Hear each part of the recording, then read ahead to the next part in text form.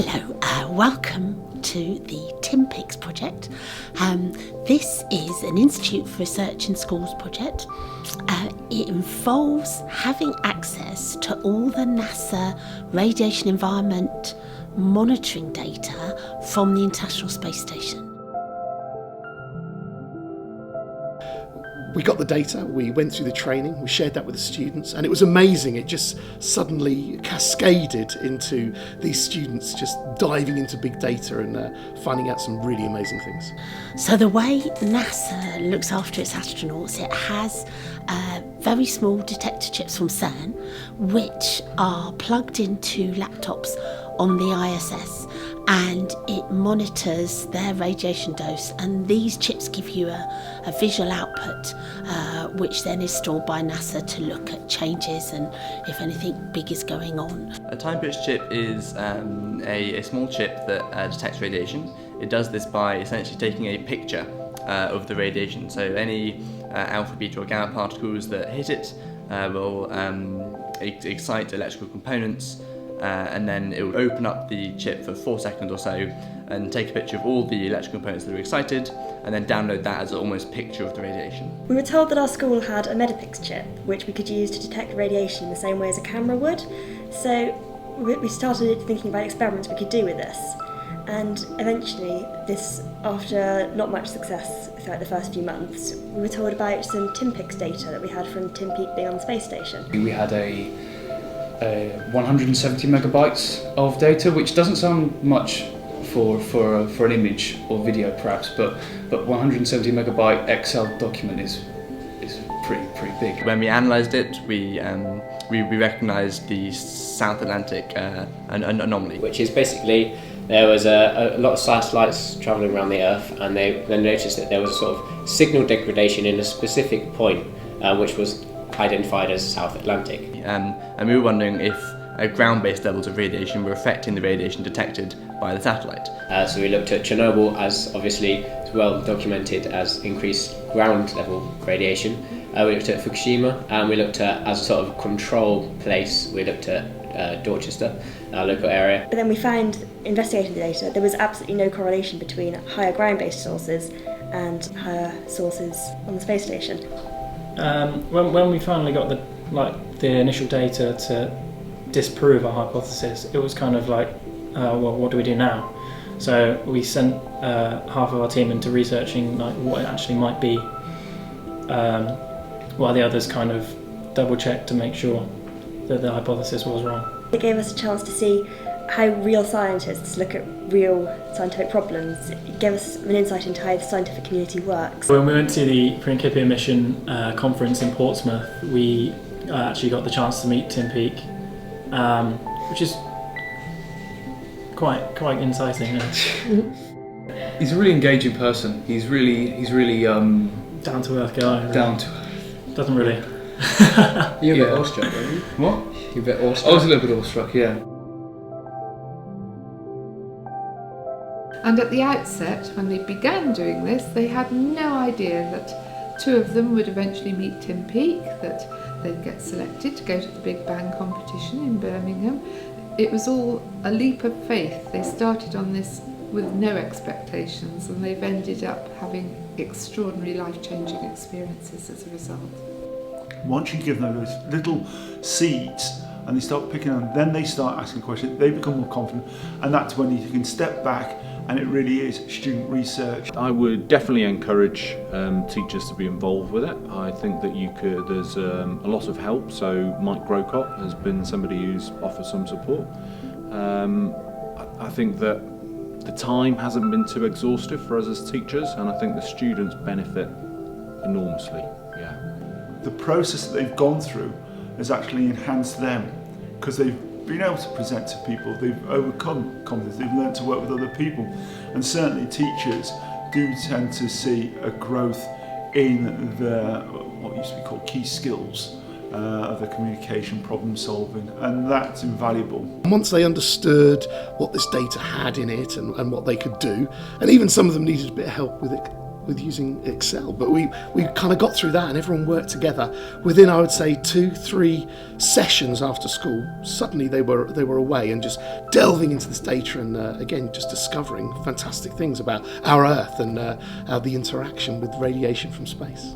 So when we first set out the project, we were just given a load of data, and we were kind of a bit worried, like, what are we supposed to do with all of this random data? But then we started sieving through it and looking at perhaps possible anomalies and also maximum points and minimum points. I decided to look at the data that was all under 4 seconds, because the chip, what it did was it recorded the data every 4 seconds, but in some places it did it under it. So I decided to plot the latitude and longitude of all of that to see whether that made any of a difference, and we found some really weird patterns because of that, especially around the South American anomaly. When the time was just under 4 seconds, it seemed to have a bit of a tail coming out as well. That's also an anomaly of the anomaly, really. But there were also like really weird shapes in other places, so we need to look into that a bit more. I've been using the AstroPi data, which is another different set of data which gives the magnetic field strength, and comparing the magnetic field strength on a map to the South Atlantic anomaly we found earlier. We've been looking at the academic papers and sort of looking at the research behind it and sort of going into detail about what it's about.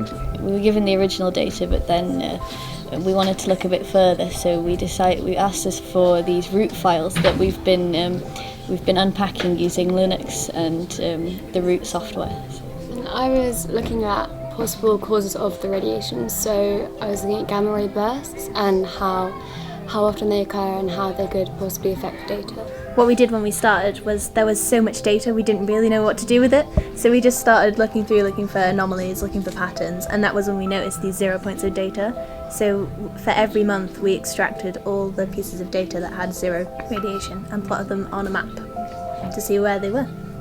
Well, what we actually found is obviously we plotted the high points, so we found the South Atlantic anomaly in this sort of big patch, but you can actually see that in the 0 data of where that isn't, and it's slightly different shapes, so you can look at how sort of the bands of radiation and where the high points are in comparison to where the low points are. In the end, they know more about it than me now. It's out of my hands. I guess it's like a priceless experience because you never get to do this in normal lessons, and it's not something you can learn from reading textbooks. It's interesting looking at things that have impact on like real life and it's actual data, so you can actually like make meaningful conclusions from it rather than it just being kind of arbitrary. It's like you're actually doing proper science, like you're actually doing a real experiment with real data from real space. So you can just do everything with it. There's no like this is how you should do it. You do what you think and then you find stuff, and it's really cool. Yeah, when you find something it's really exciting. It's really, yeah, you see like, so you go and then you get that light bulb moment. It's really good. I don't think most people really appreciate until maybe their second or third year of university is where you get to do some real teachers take their hands off, you just go for it, research, and these guys have just taken to it so well, and it's incredible. It's amazing. It makes me remember why I got into physics in the first place, to watch these guys do this research and to be able to be involved a little bit. So today we've been at Altrincham Grammar for Girls. We've had a few different schools visiting and we've been working on the TimPix project. So I've been introducing the students to the data, getting them doing some analysis, but also first of all obviously telling them what the data is, where it's from, and potential sources and causes for the peaks in radiation that they might see when they're investigating. We are analysing some past data from the ISS, International Space Station, and we're finding the average daily energy between the 15th of December to the 21st of December. Yeah, we try to arrange our data in the order of increasing M pixels, so then we can pick the highest peaks and see the location. Yeah, they did really well. Obviously they're very technologically savvy and can use things, all the different software packages, absolutely fine. And they really got to grips with thinking about what the data meant and how to start interrogating it. It's really interesting because obviously we do physics in school, so we're used to learning about it but not really applying it to nowadays situations. Often we just talk about scientists from 100 years ago or 50 years ago, but to actually get up-to-date data and do research on it is fantastic. It's really interesting because you can find a lot of information from just a few numbers. And I think it'll be really exciting going forward because we went to the symposium and it was good to see like the projects that people did. Yeah, the and end now result. It's like real that we could actually do our own project. Yeah, it's quite quite interesting, especially just the amount of data as well. It's a lot to yeah. I think it's good because like in school normally we'd only like get a really small amount of data that we'd like collect ourselves. It's not that difficult to like get into it. Once you go through the guide, it's easy to like get involved. It's like it's a bit overwhelming to like think about the fact you're using data that's coming from like the International Space Station. Like that's such a big thing, and we're just here at school. That it's actually something that's been downloaded to a satellite, come down to IRIS to NASA, so that they can use it as potentially part of a project. I think that's quite mind-blowing, really. I think what they have to remember is that this is them being scientists. Some of them are talking about working on information to supply other scientists with. In this case of no, you're the scientist. These are the questions that you're obviously interested in, and then hopefully then them taking this forward from today, having the confidence to use the data, and that they can frame questions that they're interested in. So there's huge amounts of stuff you can do, and hopefully this whole project is giving you access to that and helping you by providing backup and resources. Of course, if you join up with the Institute for Research in School, we're on the end of an email, the end of a phone, we can help you. So go to the website www.researchinschools.org, sign up, just join in, it's all free, and just get a bit of excitement that you're dealing with research quality data from NASA, where you're looking to protect astronauts from radiation as they go about their everyday work.